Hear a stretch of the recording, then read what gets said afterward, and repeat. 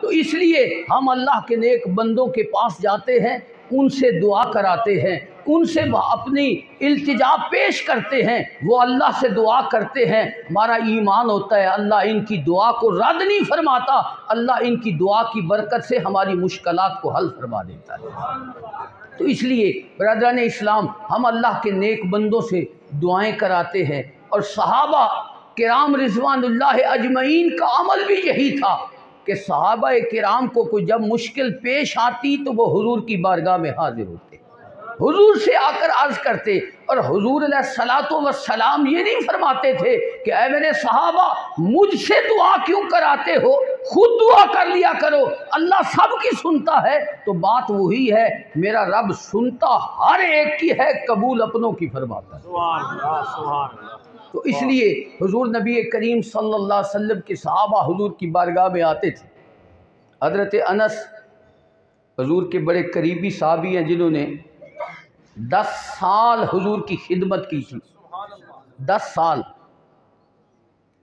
ان کی خالہ حضرت انس کو حضور کی بارگاہ میں لے کر آئی، عرض کی یا رسول اللہ صلی اللہ علیہ وسلم، یہ آپ کا خادم ہے، اس کے لیے دعا فرما دیں، یہ آپ کا خادم ہے، اس کے لیے دعا فرما دیں۔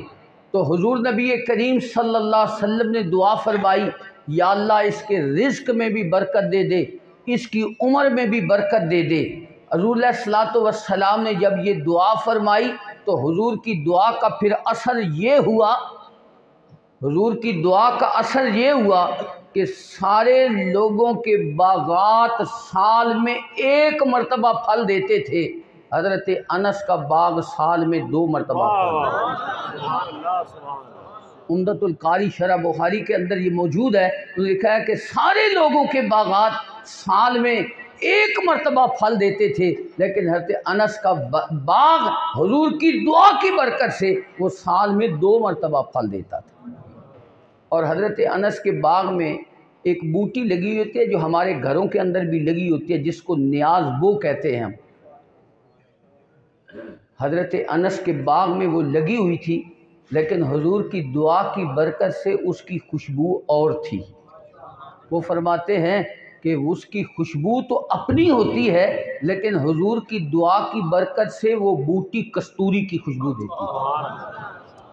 تو اس لیے ہم اللہ تعالیٰ کے نیک بندوں کی بارگاہ میں جاتے ہیں، اور ہمارا ایمان ہے اللہ تعالیٰ ان نیک بندوں کی برکتوں سے ہم گناہ گاروں پہ کرم فرما دیتا ہے۔ تو اللہ تعالیٰ ہمیں نیک بندوں سے محبت اور پیار بھی عطا فرمائے، اور اللہ تعالیٰ اپنے نیک بندوں کے نقش قدم پر چلنے کی بھی توفیق عطا فرمائے۔